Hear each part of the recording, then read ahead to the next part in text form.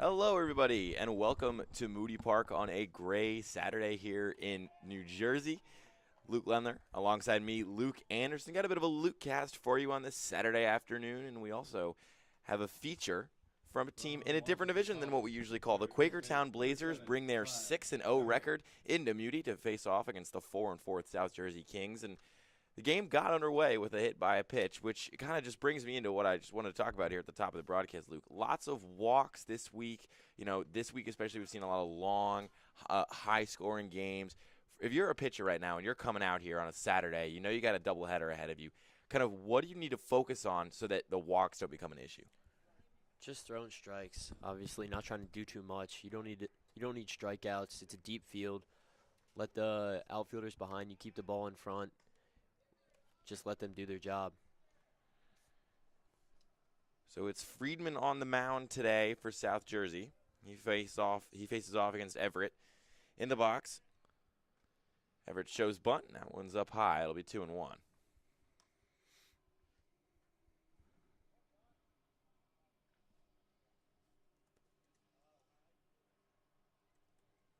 Blazers undefeated this year, as that one is in there for a strike. It'll be 1-2.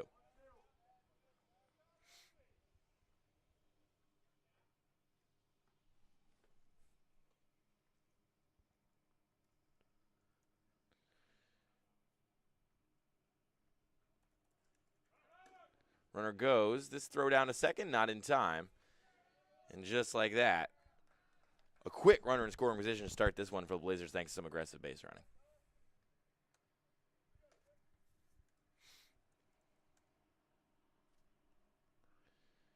Friedman on the bump for the Kings. Pitched it. Just graduated. Hails from Mount Laurel and is committed to play at Washington College next year down there in Maryland.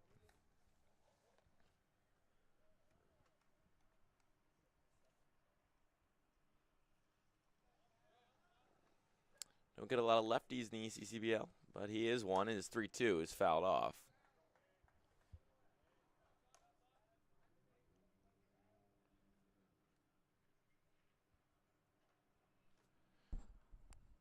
In the ECCBL, it's a mix of high school kids and college kids. But for a lot of these kids, they just graduated high school, so it could be pretty daunting to come in here and face some college hitters. But for the most part, these high school kids have blended in pretty seamlessly. Yeah, no, they've done a good job of adjusting. It's definitely a lot different than those high school lineups. Obviously, you have a bunch of those kids on those lineups that aren't pursuing a career in baseball, and now you have all these guys that have 3 extra years under their belt, 4 extra years for some, and you got to come in here and still act like you belong. For Freeman, though, he walks his first two batters. Runners go. Bunt shown. Firing over to third. Did he get him? No, he didn't. Not in time. Coach disagrees. And I was going to say, Coach didn't like that one, and I thought he probably got him, but close play over there at I third. didn't see what happened with the ball there. There's a little sand blow up, but Yeah, you're right. The ball could have gotten away from him. But it's 0-1 here. Friedman's still searching for that first out. He's facing off against Lapp. The pitch. Grounded up the middle. This could be a run. Controlled nicely by Pedrick. Fires it over to first. It is in time, and he gets the runner. Play there by Scullion. Nice play by Scullion to get down and pick that one off the ground for the first out of the day, but a run still scores, so the Quakertown Blazers strike first. It's 1-0. Community College. The DH, number 26, Jackson Schollenberger. So Schollenberger steps up. Pennsylvania native from Easton. Pitch. Outside. Redshirt junior.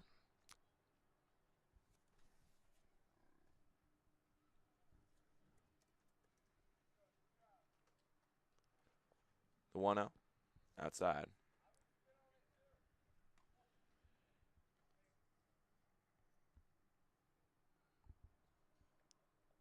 For such a hot hitting offense, Schollenberger, not a slouch by any means, as there's a swing and a miss, but 4 for 13 so far this year. He's got 3 RBIs, but there are other hitters in this lineup that are just kind of blowing him out of the water despite how solid he's hitting. Yeah, it's exciting to see a group of guys from the north side of the division come over 6-0. Obviously, hoping to see some good baseball out of these guys. We got a doubleheader for you today. So these two teams going to face each other twice, 2 7-inning games back to back. And then we'll take a brief recess as there's a 5-pitch walk from Freeman before bringing you another doubleheader.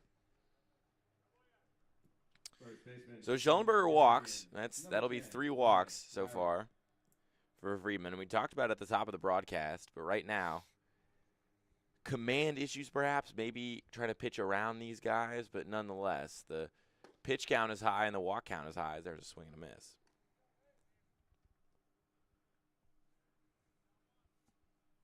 Wyatt Harrar going into his junior year at Moravian. That one's up high. Harrar leads the team with 9 walks this year. Given how Freeman's pitched so far, it could be looking like he could bump that number up a little bit today. But it's a 1-1. Runner goes, pitches inside, and there'll be no play at second. So Schellenberger moves over to second base.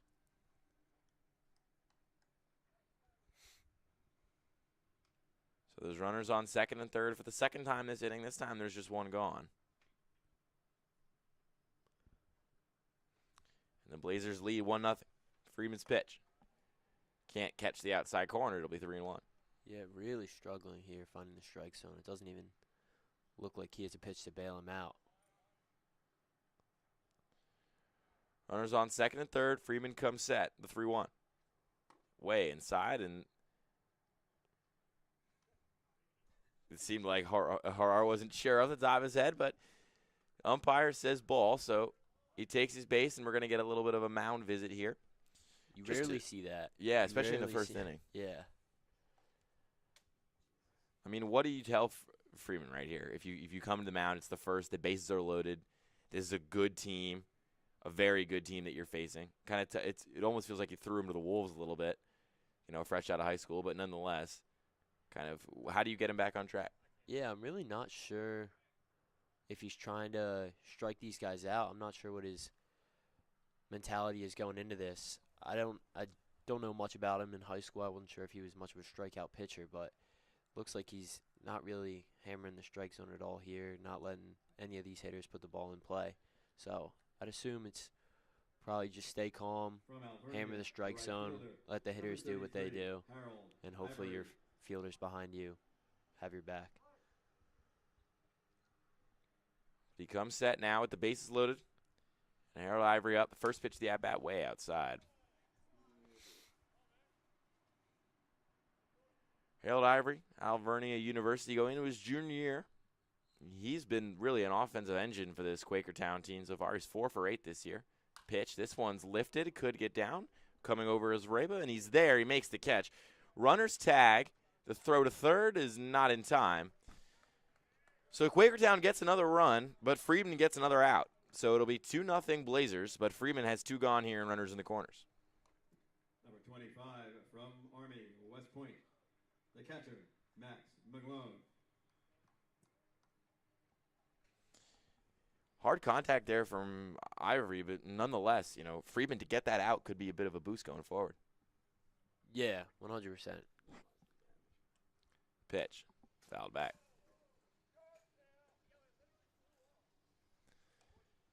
As the ball trickles back towards the foul line. Seems like McGlone had the bat fly out of his hands. Thankfully hit the fence. So Freeman digs in here. Runners in the corners, 0-1. 2 gone. The pitch. Up high, runner goes. Play at second, not in time.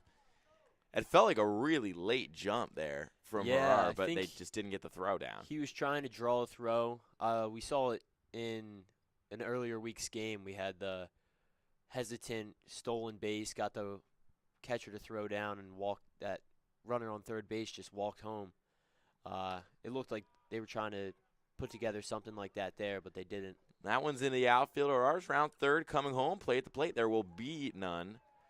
So there's 2 more runs plated for Quakertown. They extend their lead to 4-0 here in the top of the first. That was just a nice piece of hitting there. It was kind of set up, though, by some tough command issues earlier in the inning. Yeah, it always hurts walking those guys in, and once they start putting the bat on the ball, no one to blame but yourself for those.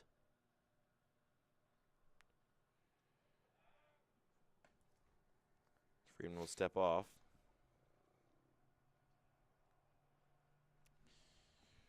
Cross at the plate. First pitch of the at-bat is outside.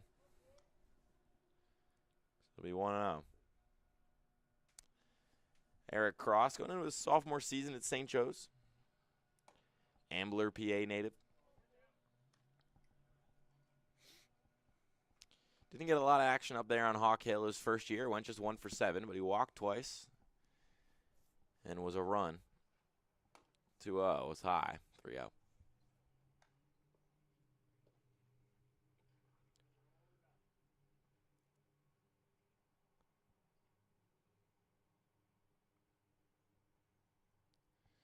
Freeman gets the signal. Runner on first. Checks him. Winds and delivers.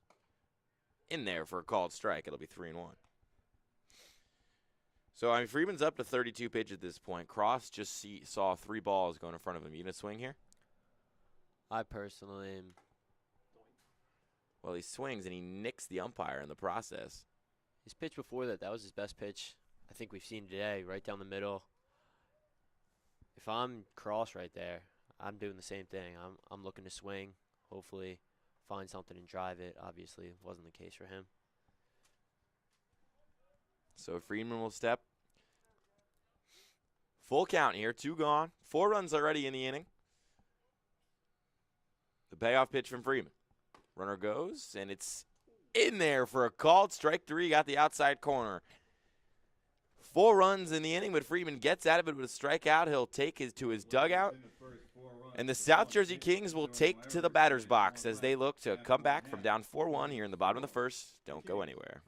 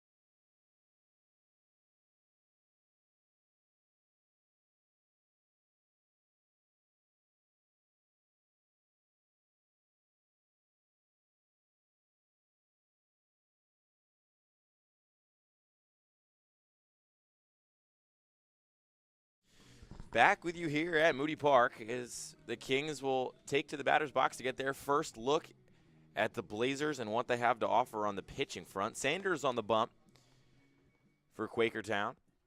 Leading off for the Kings from Mercer County College, center fielder, number 2, Jordan Raba. Jordan Raba will step up. Start off the inning with a left-left matchup in the pitch. In there for a called strike. Trey Sanders played for Widener this past season. Deer Lake, Pennsylvania native. Schuylkill Haven High School. Can't spin that one down to the zone, so it'll be 1-1.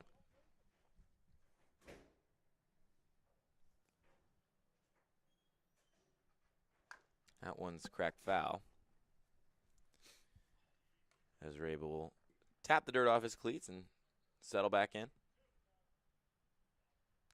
So far, the rain has stayed away, but we are just in the bottom of the first.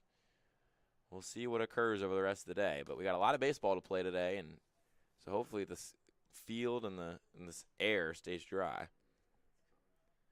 But you never know. 1-2 for Rabe after that foul back. Sanders gets the signal, kicks, and delivers. Foul back again. He's shorting up, and he's staying alive in this at-bat. Yeah, good two-strike approach right here by Reba, just fighting him off, seeing what he doesn't like. Hopefully finding one that he can put into play. 1-2. Inside, almost hit him. I was up there, too. Yeah, could have given him a shave. So the count is even now at 2.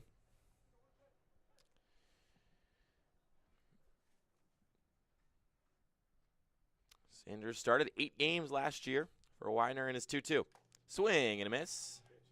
He got him. Dropped right out of the zone. Nice curveball. And the Blazers get the first out of the bottom of the first thanks to a Sanders strikeout.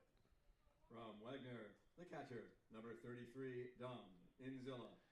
Now we got some Widener on Widener crime here. Dom Inzilla, the catcher.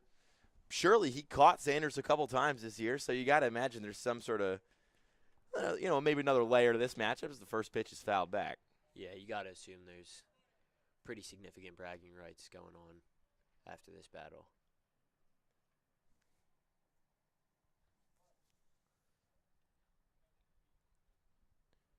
Sanders stares down his college teammate and whistles one in there for a called strike. So he'll be 0-2. And Inzilla's already behind in the count early. Sanders has looked pretty comfortable so far, at least in these early stages. And his 0-2. Swing and a miss. He got him on 3 pitches. Definitely going to make Inzilla hear about that one during the season. As Sanders is up to his second strikeout of the day, this time swinging. No smiles from either of them there. You got to wonder if that's strictly business. Yeah, he's cracking. He seemed to crack one a little bit right there. But, Inzilla was fuming when he sat down. I think he knows the group chat's going to be lighting him up tonight. But Pedrick steps up now. Another left-left matchup here. The pitch. Dropped it in there for a called strike. Nice pitch.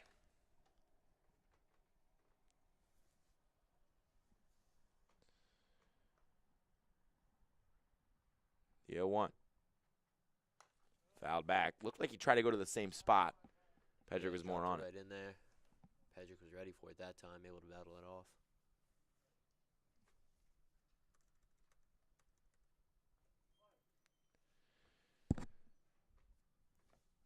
The 0-2. Swing and a miss. He got him again. He strikes out the side. A strong first frame from Sanders. A little bit of swagger in his step as he heads to the dugout. And we'll head to the top of the second. 3 up, 3 down, and the Blazers are cruising here in Moody. Don't go anywhere.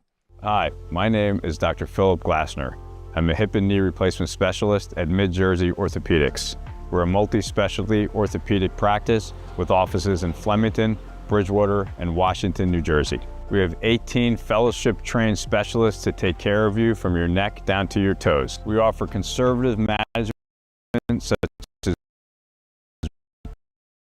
bracing, therapy, surgical, well, active and healthy, and get you back in the game. We also offer on-site digital x-ray as well as MRI.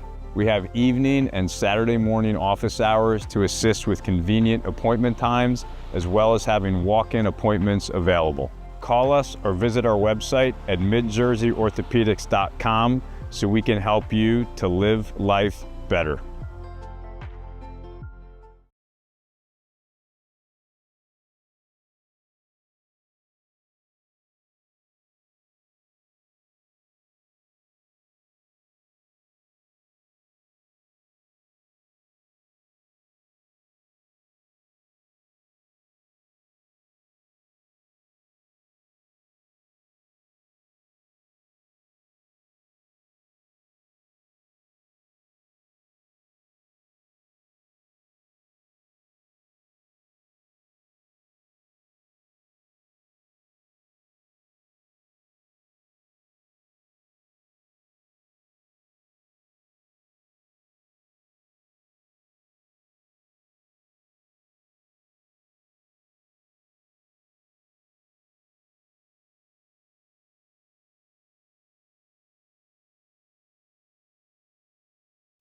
Back with you here at Moody Park after a dominant bottom of the first. Leading off We head to the top of the second from Stevenson University, left fielder, number 2. as the Zach Kings Mason. tried to just maintain their 4-run deficit and not make it any worse. First pitch of the inning's up high. We see it all too often here in the ECCBL, but just looking up at the scoreboard, seeing 4 runs on 1 hit, obviously we don't have the errors that we usually have just yet, but it is goes to show the struggle pitchers have here. That one's outside, so it'll be 3-0.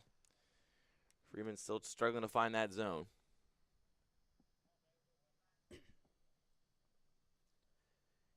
Finished out last inning on 3 good pitches, 3 good strikes, and hopefully can find that groove again.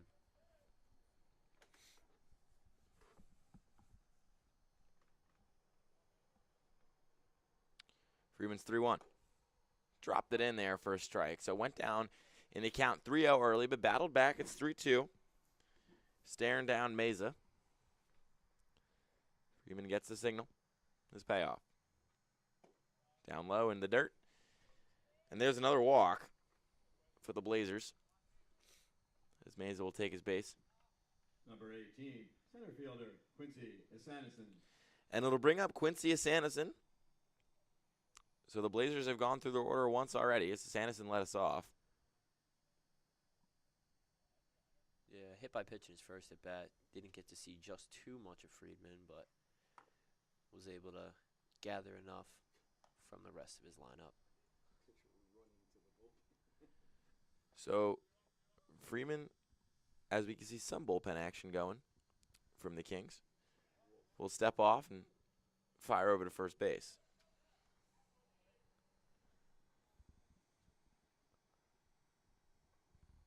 As a staff, it has to hurt to see your bullpen getting that active so early in this game, especially it being a doubleheader. Yeah, you definitely want to maintain arms for as long as you can. But Freeman just struggling right now to get outs, throw strikes. Gave up 4 runs, only gave up 1 hit. 2-0. Upstairs again. Standing up straight up there. I'd like to see some of that Tim Lincecum bend over, stop leaving the ball up so high. 3-0. Up high again, and a 4-pitch walk. So Sanderson will take first, and there's runners on first and second. Number 7, third baseman, Ty. With still nobody gone here in the top of the second. It'll be Ty Everett. Walked his first time up. Steps into the box and wiggles the bat. That one's in there for a strike. Yeah, I can't imagine these Blazer hitters are coming up ready to swing the bat. I think they're complacent to just waiting until they get that first strike. The 0-1. Fouled back. And Freeman finds himself in an 0-2 count. So he's up ahead in the count for what feels like the first time all game, really. Yeah.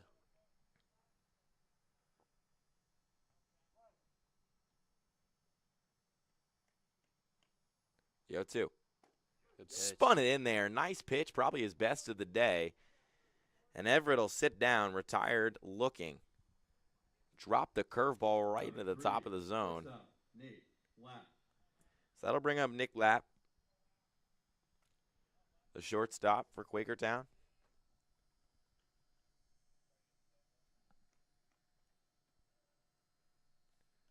Friedman has shown the ability to put down these hitters. He just hasn't seemed to do it in a consistent manner.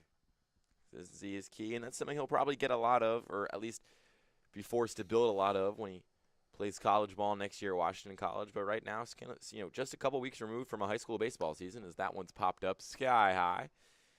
Under it is Williams, and he makes the catch.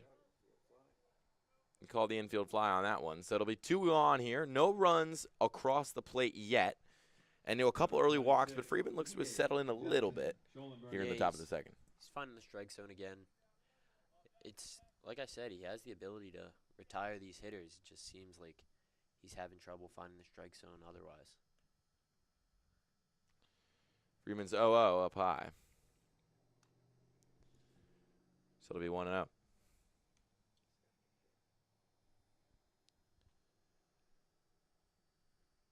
Schellenberger walked his first time up. Dropped that 1-0 right in there for a called strike.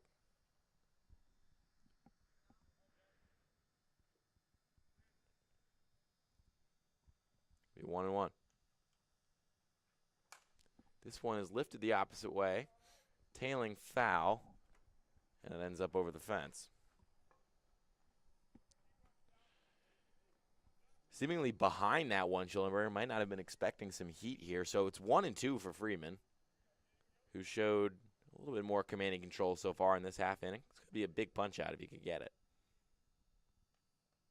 Runners on first and second, 2 gone in the pitch. Runners go. This one's ripped foul. Was ahead of that one.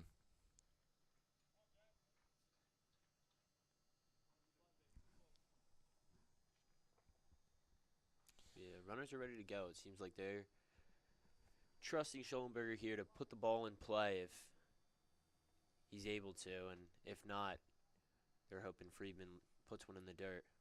His 1-2 just missed. I think he thought it was a strike. He was walking his way over to the dugout. Didn't get the call. So it's even now, 2-2 for Freeman.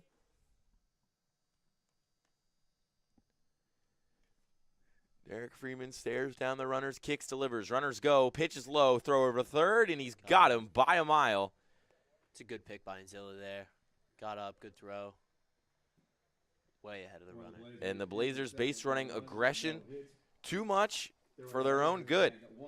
They will sit down scoreless in the top of the fourth, and ECCBL baseball is sponsored in part by Northfield Bank, proudly serving local communities since 1887. With branch locations across Mercer and Hunterdon counties, Northfield offers simply free checking with no minimum balance, no monthly fees, and no per-check charges.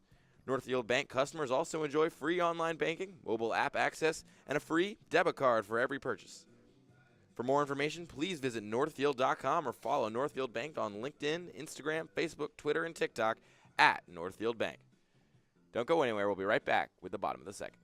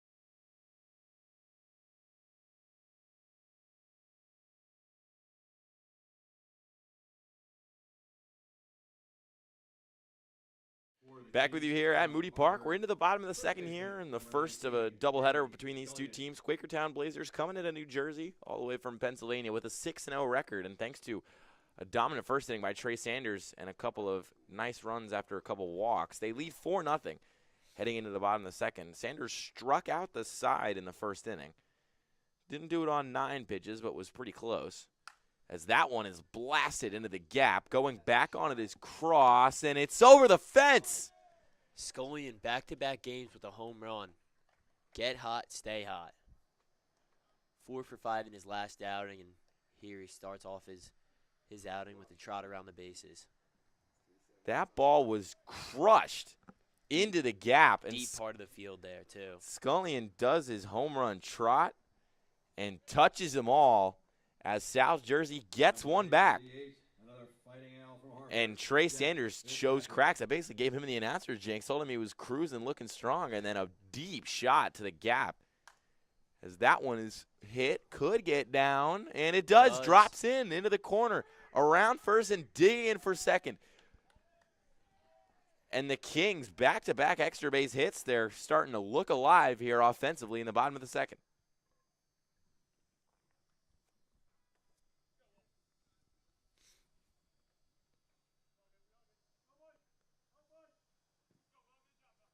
From post, third baseman, number 9, Will Bethea. Will Bethea will now try to keep this extra base hit streak going. Pitch is chopped foul.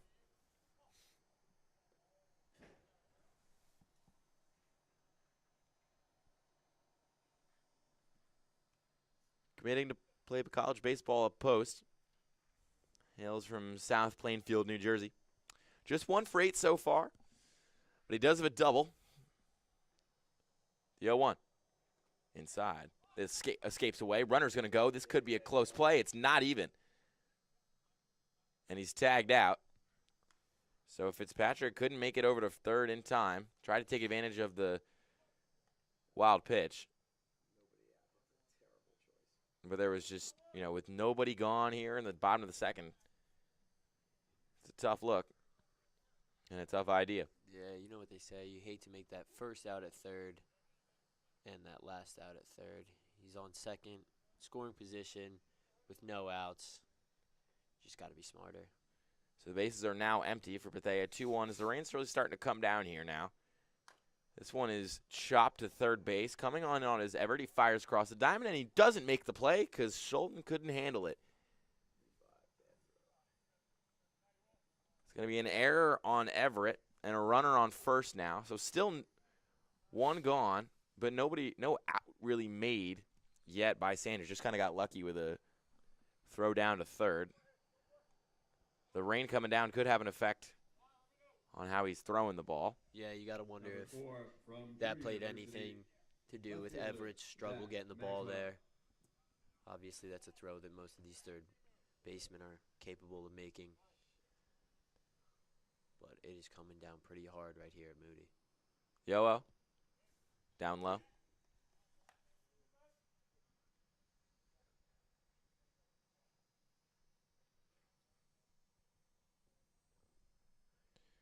Sanders comes set, looks back the runner, pitches up high.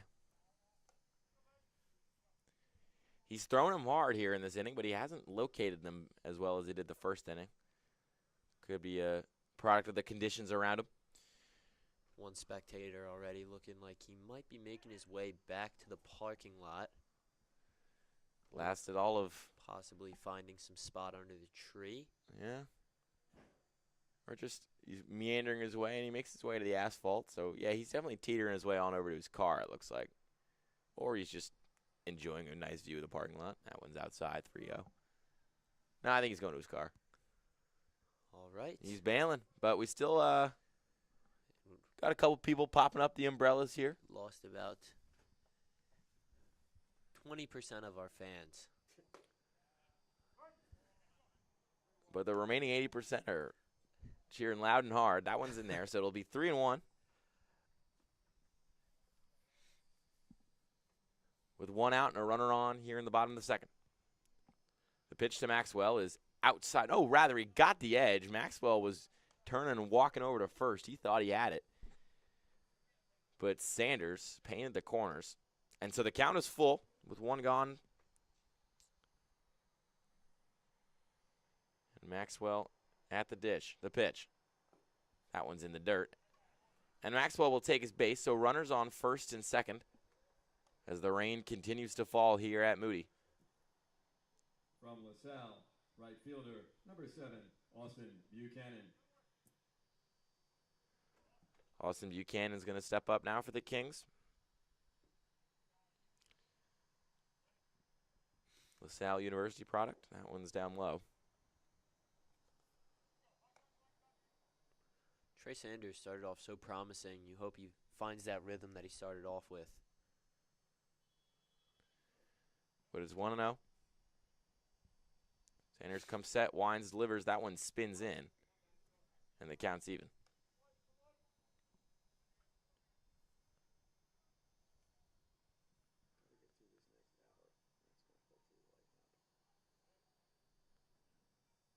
Sanders is 1-1. Inside. Digging his cleats into the dirt out there in the mound. Maybe struggling for some footing right now. It's definitely Yeah, he's looking down at him. There's definitely some clay gathering up there. some adverse conditions for Sanders. But it's 2-1. This one is swung on and fouled, tailing over the fence, and that thud was it hitting the light pole. So it'll be 2-2.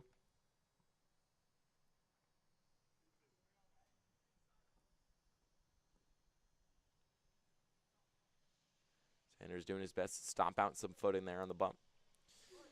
Toes the rubber. Maxwell on first, Day on second. Sanders checks his runners, winds, and delivers. This one is swung on, popped up, not very high, rather backwards. Coming on and making the catch.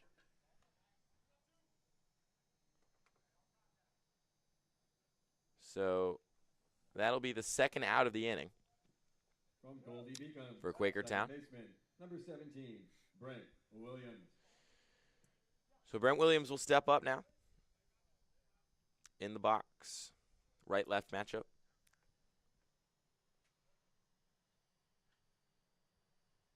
Sanders' first offering. Escapes away from the catcher, and moving over is Bethea. He thought about coming home. He didn't. Maxwell will also go over to second. So runners both advance.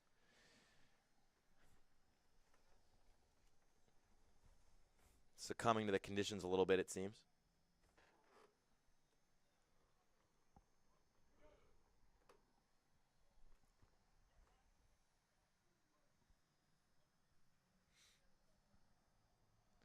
The 1-0.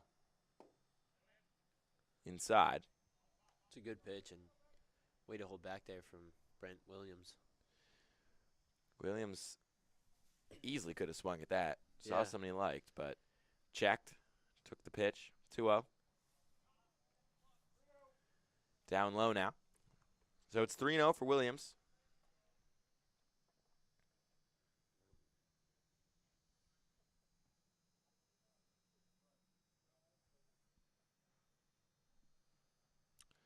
Sanders' pitch in there for a called strike.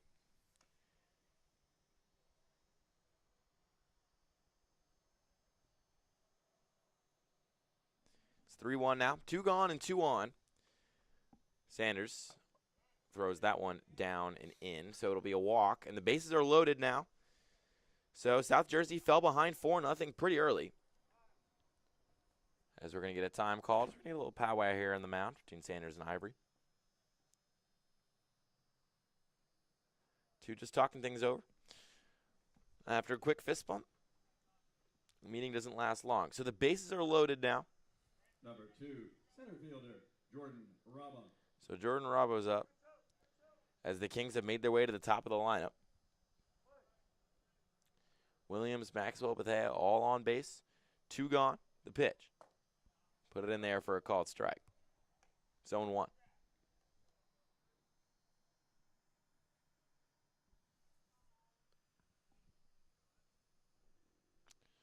Sanders is 0-1. Fouled back. So he's ahead in the count big time here, 0-2. Reba struck out last time these two faced. Part of Sanders' dominant first inning. He's let slip away from here a little bit in the second, but he can get out of it with a strike here. The 0-2. This one is lifted, not particularly far, under it, and making the catch is Schollenbach, and that'll do it for the bottom of the second. So 1 run on a leadoff home run. But despite loading the bases, the Kings can't do further damage. They trail 4-1 as we go to the top of the third.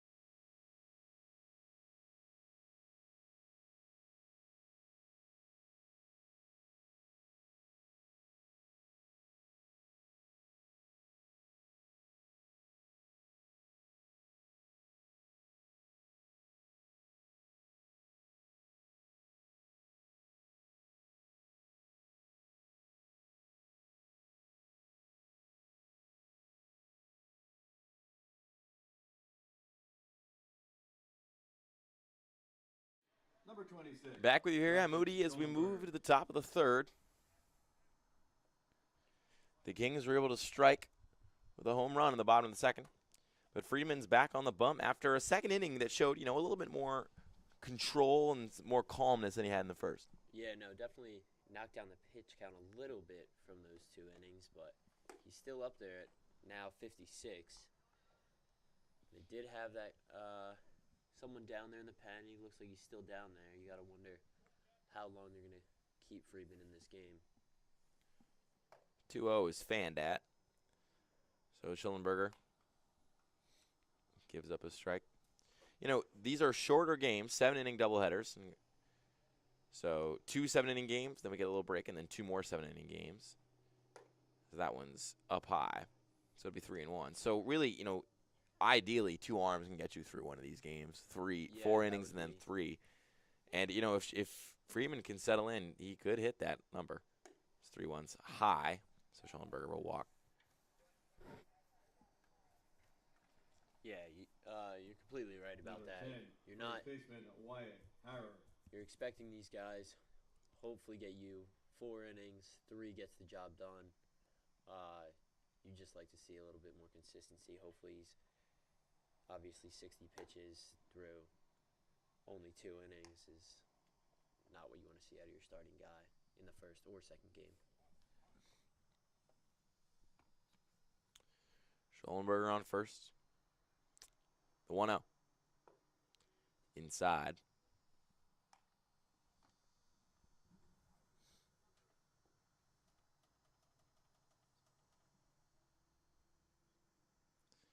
Freeman comes set.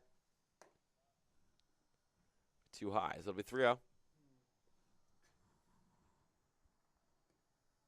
Maybe it's something about the even number innings versus the odd number innings. I don't know.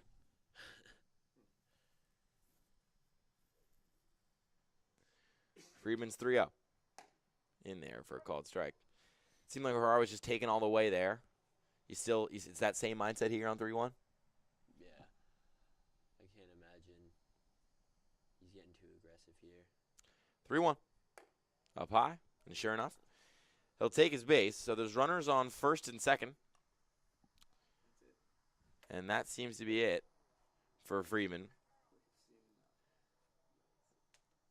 Struggled in the first inning, came back, had a strong second frame, but the third begins with 2 walks on 10 pitches, and that'll be it. So Freeman's day is done, 64 pitches thrown, as the Washington College commit will jog off. And coming on for the Kings, we'll tell you who it is after this. Hi, my name is Dr. Philip Glassner. I'm a hip and knee replacement specialist at Mid-Jersey Orthopedics. We're a multi-specialty orthopedic practice with offices in Flemington, Bridgewater, and Washington, New Jersey. We have 18 fellowship-trained specialists to take care of you from your neck down to your toes. We offer conservative management such as bracing, therapy, and injections through surgical interventions as well. Our goal is to keep you active and healthy and get you back in the game. We also offer on-site digital x-ray as well as MRI. We have evening and Saturday morning office hours to assist with convenient appointment times, as well as having walk-in appointments available.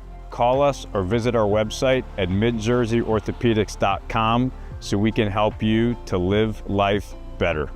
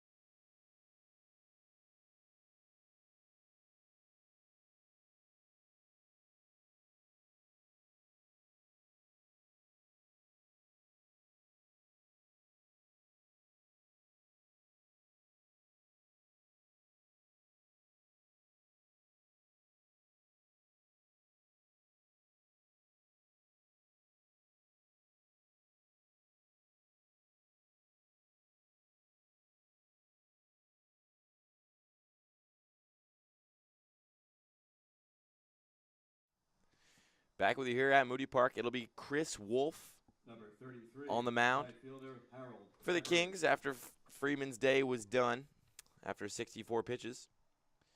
Wolf playing at Florida Tech right now. He's a lefty, and he's facing off here against Ivory. He comes set. Runners on first and second. Delivers. Bunt shown by Ivory. Pops it up foul. Trying to sneak one up on Wolf, it seemed there, to get those runners moving.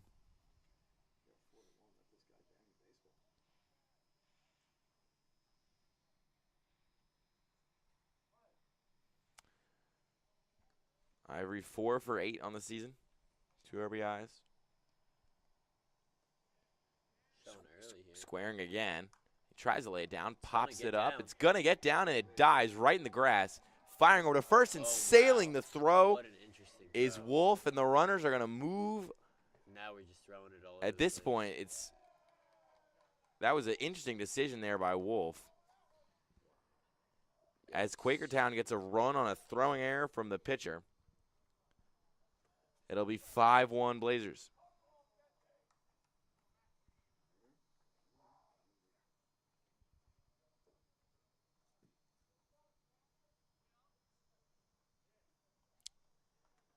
Nice. Really, what caused that entire thing was a nice bunt by Ivory. Just dropped it right in the wet. You know, when the grass is wet like that, its ball just kind of dies right where it lands. Yeah, it was interesting to see Wolf not get a great jump on that. Obviously, you usually see some pitchers come crashing in, and it would have benefited him there. That ball bunted up into the air. Obviously, it didn't, and then Wolf makes the decision to throw it. Had no chance at getting Ivory there at first, and now we have second and third with no outs still. So McGlone at the plate now. Wolf's 0-1. Spins it in there. It'll be 0-2. Infield's in for South Jersey. Trying to do their best to get out of this without further damage. Wolf steps off. Calls time.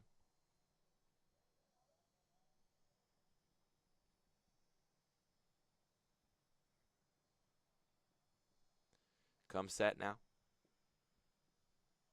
Is 0-1. Up high.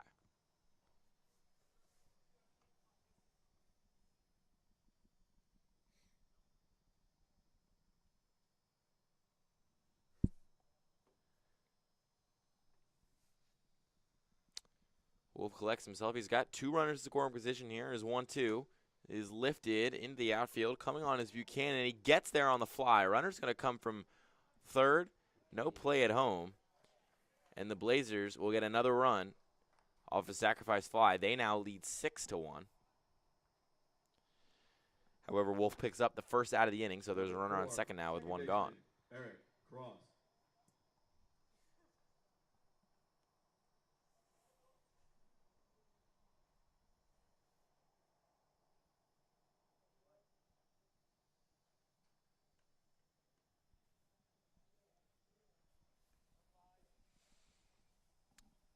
Wolf opens the at-bat, and this one's grounded to shortstop. Pedrick comes on, fires it across the diamond, and they get the out. Nice piece of fielding there from Pedrick. And Skillen makes a good pick as well on that side. So 2 gone here. Number 2. Runners advance to the third, though. Meza. So Zach Mays will come up with a run 90 feet away from scoring. But the Blazers lead the Kings 6-1 here. There's 2 gone at the top of the third.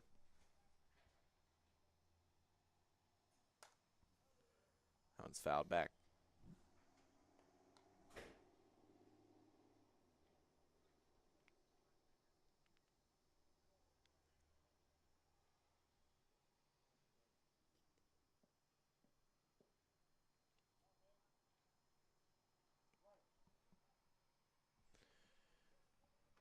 Wolf stares down Meza. His 0-1. This one is lined hard but foul.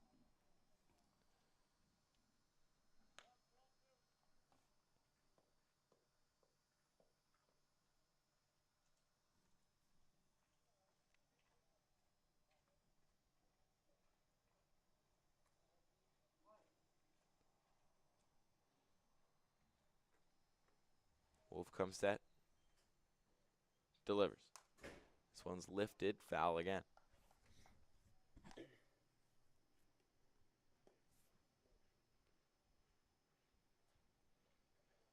Wolf doing a better job finding the strike zone. He had Ivory reach on that bunt that he laid down, but for the most part, he's doing a good job attacking hitters, making them beat him rather than him allowing these runners just to get on base like Friedman had earlier in the game. The 0-2. Fouled back again. Mays is shortening up here, prolonging this at-bat. Trying to see something that he ends up liking. Trying to plate that runner from third.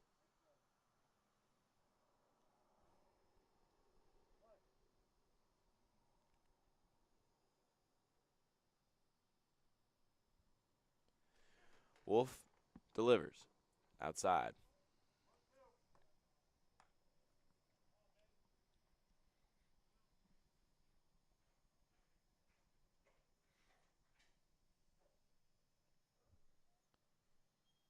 Is 1-2. Dropped it in there for a called strike, and Wolf will jog off the mound. 2 runs, For Quakertown in the a hit, 2 runs on 1 hit. There's and 1 man left. 1 left. So the Blazers lead 6-1. The Kings After the top of the third, we'll take you to the bottom of the third after this.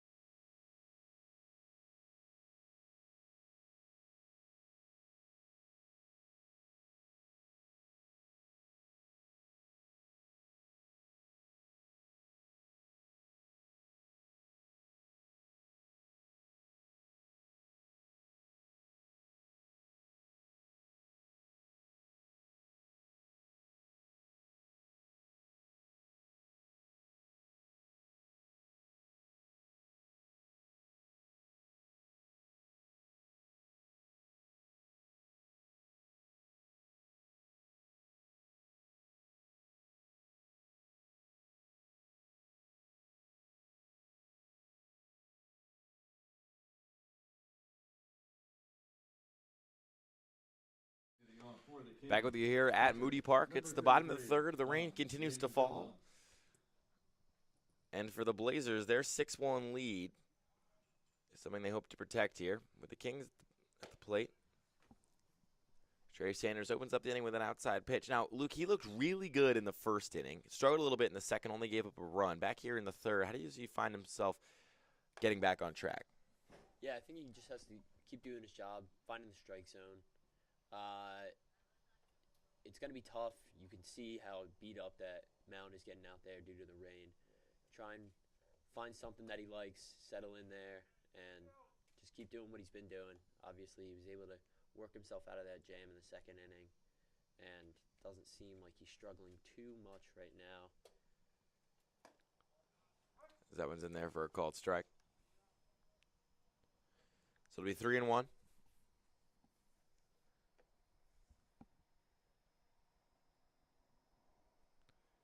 Sanders' pitch. Fouled back.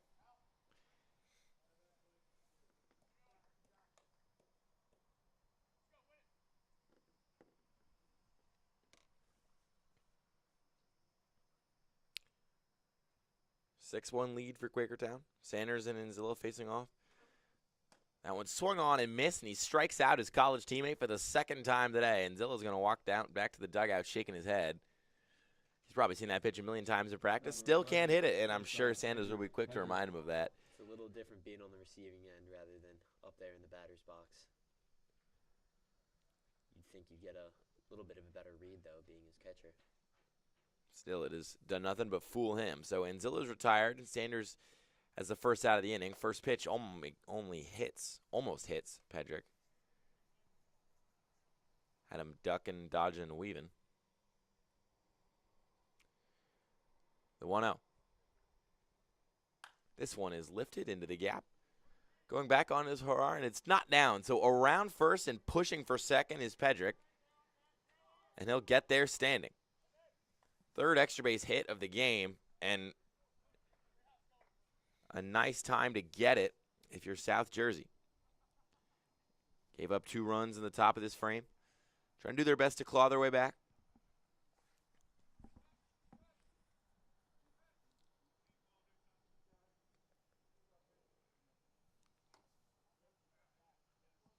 And, of course, Pedrick's double brings up who else than Scullion, who blasted one earlier, put one right in the gap and right over the fence down there. Hit it long, hit it hard first time up. Rain's still falling. Grip might be an issue. Sanders' pitch. You know Scullion wanted that one. Yeah. He's looking to do what he did earlier here. Try and find the ball and drive it.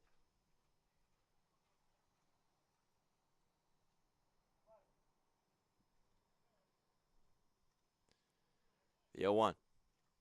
This one is hit hard again. Going back on his gloves, and it is off the wall.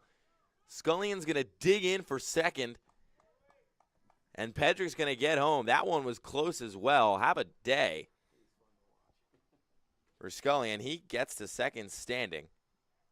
Unstraps his armor, hands it off to his coach, and knows he's a triple and a single away from the cycle. He could do it over the doubleheader. I feel like we could give him credit for that if he gets a cycle over the course of the doubleheader today. Yeah, no, it's definitely still an accomplishment to accomplish it over these 2 games, but he was just a triple shy in his last outing. Maybe missed it by 3 inches as the right fielder snagged his last line drive of the game, but hoping to do that here today. Only has 7 innings to do so in the first game, so I feel like we might as well just give him that second game to. That feels fair. I think that's we're kind souls up here. We give him a lot of leeway. 1-1 against Fitzpatrick. The pitch up high. 2-1. So Scullion, the source of all the offense so far today for South Jersey. He stands on second. And the 2-1 to Fitzpatrick. Inside. Fitzpatrick roped a double over there into right field his first time up, and then got thrown out trying to go from second to third on a wild pitch. But he's shown he can hit Sanders before. The 3-1. Check swing. Strike.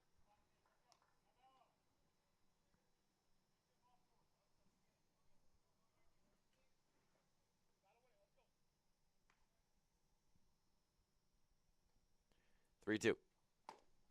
Back goes flying on the swing and a miss.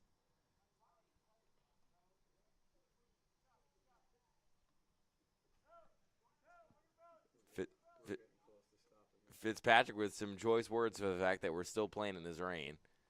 Definitely feels like we're getting close to the point of some stoppage. Yeah, it's difficult to tell from in here, but it does look like it's coming down pretty significantly out there. Bethea fouls that one back. So it's 0-1 to Will Bethea. He's 0 for 1 so far today. Scullion takes his lead on second. The 0-1 escapes inside. Good job by McGlone to keep that ball in front of him. It could have been dangerous. Scullion doesn't have elite speed, we'll say that. But as long as the ball gets away from McGlone and hits the backstop, Scullion can get to third pretty easily. The 1-1. Fouled back again. Played high school ball with Scullion, and for his size, he is capable of running, and he's willing to run too. He was given the green light like the guys at the top of the lineup when it came to stealing bases.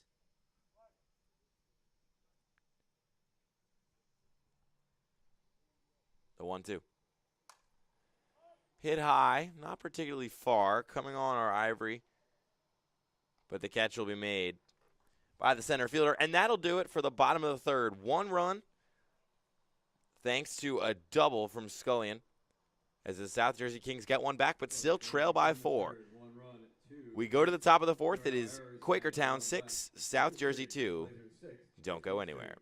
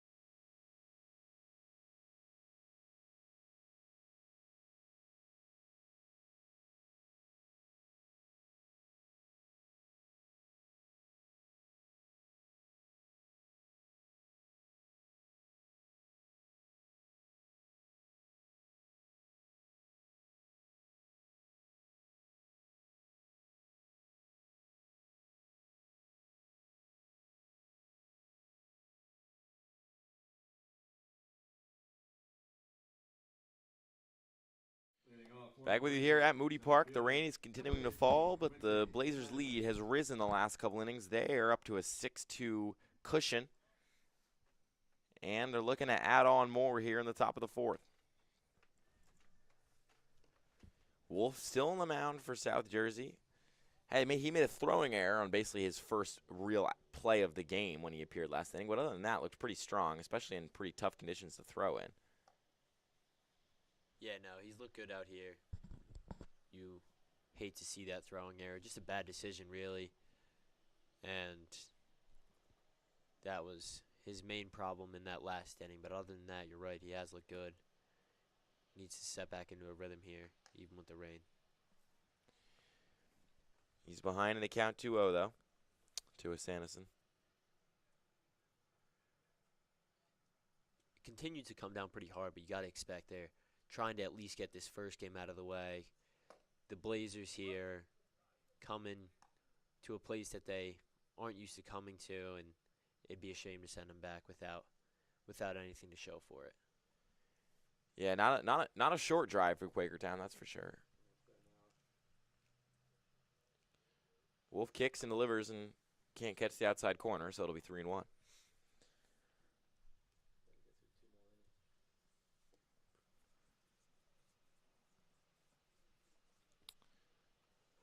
Seven-inning game here because it's the first of a doubleheader, but it can be ruled a contest after 5 if we complete that many. So at this point, you're just looking for 2 more innings from these two teams so we get a result.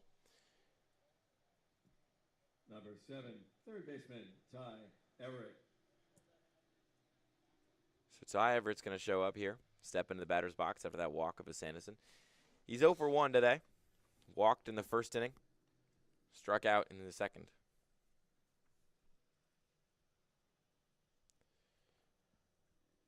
Wolf checks the runners and delivers. Gets a called strike to start the at-bat.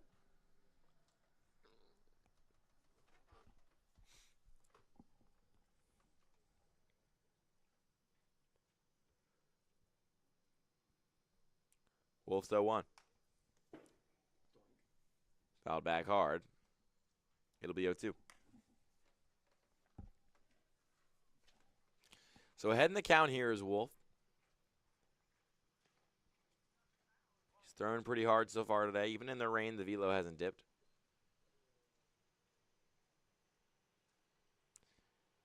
Comes set. Checks the runner. And the 0-2. Down low. Can't paint the outside corner.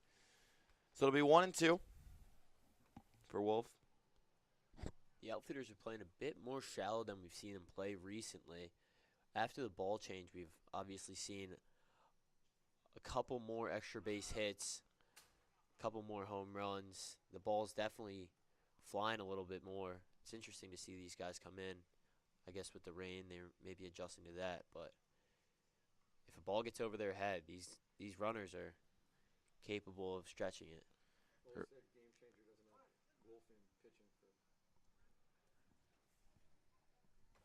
It is. Wolf steps off, fires over to first, and that ball gets away. Scullion couldn't control it.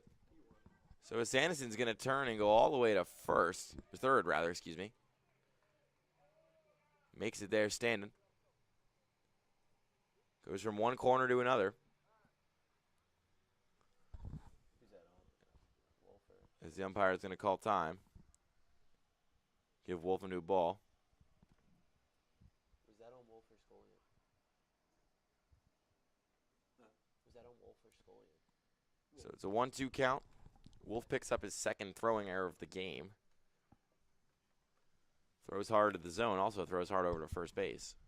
Sometimes a little erratically. 1-2. This one is lifted to right field. Under it is Buchanan, but it's slipping and going over his head. And just like you said, Luke, they were too far in. Everett's going to round second and dig in for third. He'll get there standing up as Quakertown gets another run.